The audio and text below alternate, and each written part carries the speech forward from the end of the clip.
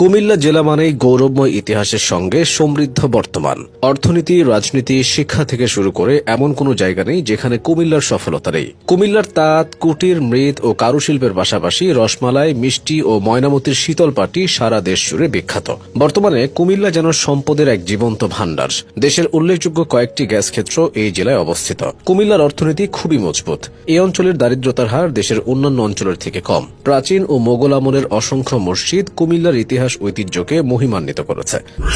এর মধ্যে উল্লেখযোগ্য কিছু মসজিদ হল মোগলটুলি গাংচর এলাকার শাহ সুজা মসজিদ, লাকসামের পশ্চিমগাঁয়ের কাজীর মসজিদ, লালমাই পাহাড়ের চূড়ায় নির্মিত আদিনামুরা মসজিদ এবং বুড়িচং উপজেলায় নির্মিত ভারেল্লা মসজিদ। কুমিল্লার অর্থনীতির মূল চাবিকাঠি কৃষি হলেও এই জেলার প্রায় 11% মানুষ ব্যবসার সাথে জড়িত। কুমিল্লায় দুটি শিল্পনগরী রয়েছে। শুধুমাত্র অর্থনীতি ও প্রাকৃতিক সম্পদের জন্য নয়, বরং বিভিন্ন খাতে দেশের অগ্রযাত্রায় অবদান রাখছে কুমিল্লা। কুমিল্লায় একটি